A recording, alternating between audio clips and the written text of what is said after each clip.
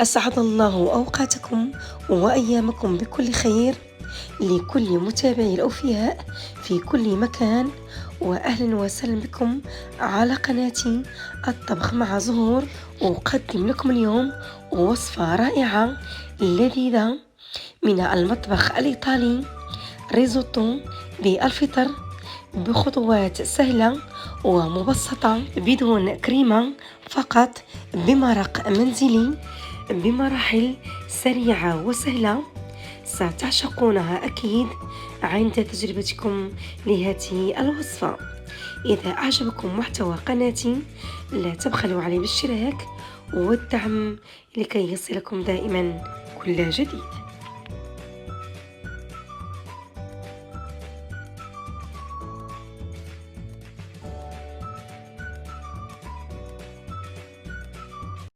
لتحضير المرق نحتاج بصلة كاملة مقطعة إلى أنصاف، مع 3 حبات من الثوم مقطعة كذلك، 3 حبات من ورق الرند أو ورق الغار، إكليل الجبل مع الزعتر الطبيعي، والقليل من حبات الفلفل الأسود.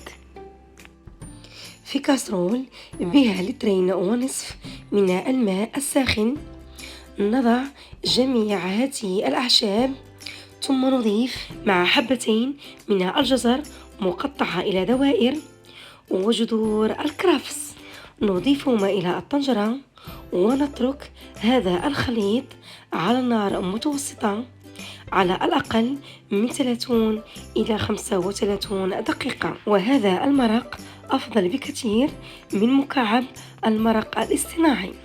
في مقلاة على نار هادئة نضع 2 ملعقة كبيرتين من الزبدة مع حبة من البصل مقطعة إلى قطع رقيقة و3 فصوص من الثوم المهروس. نحرك جيدا البصل مع الثوم والزبدة حتى يذبل قليلا.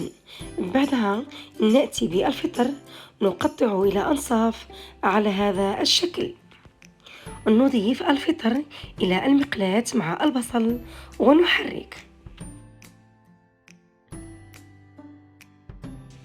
نستمر في التحريك البصل مع الفطر حتى يذبل قليلا.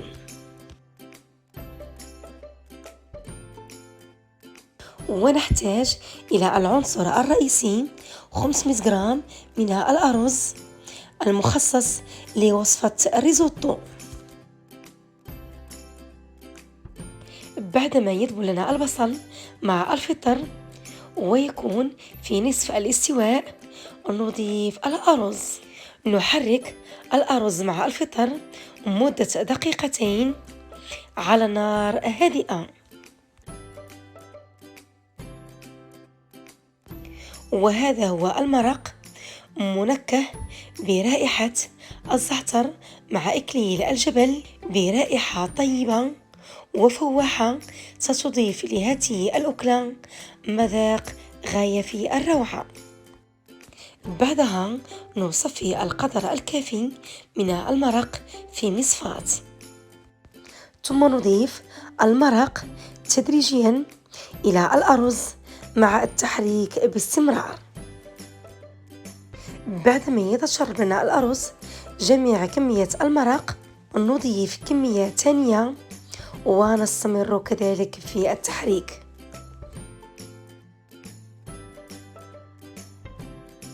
ونستمر بمراقبة الأرز بين كل دقيقة وأخرى بدون انقطاع. ونكرر نفس الطريقة بإضافة كمية من المرق والتحريك على نار هادئة مع إضافة ملعقة صغيرة من الملح مع نصف ملعقة صغيرة من مسحوق الفلفل الأسود الحار الإبزار. أترككم مع الصور التي ستوضح لكم جميع المراحل.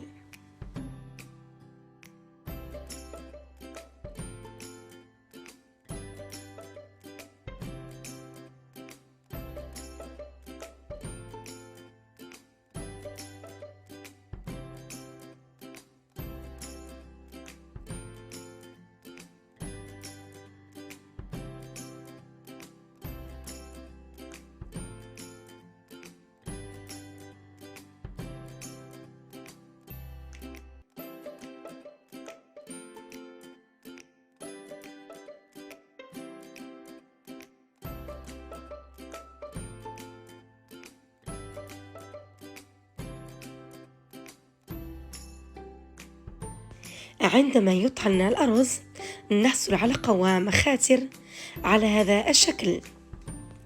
بعدها نحتاج إلى 100 جرام من الجبن من هذا النوع. نقوم بفرمه أو حكه في حكة يدوية، ثم نضيفه إلى الأرز.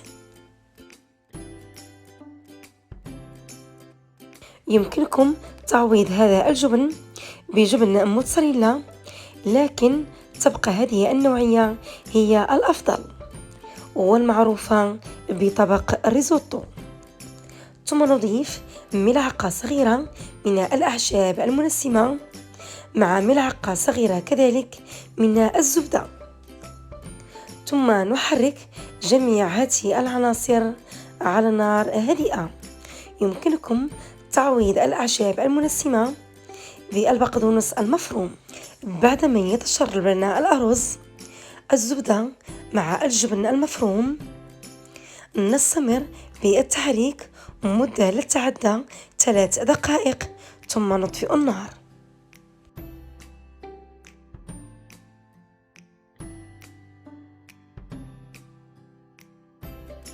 وهذا هو طبق لهذا اليوم من المطبخ الإيطالي، ريزوتو بالفطر، بطريقة جد سهلة ومبسطة، بخطوات سهلة ستنجح معكم من أول تجربة. ويقدم هذا الطبق وهو ساخن بالصحة والعافية. إذا أعجبكم هذا الفيديو لا تبخلوا عليه بالاشتراك والدعم لكي يصلكم دائما كل جديد.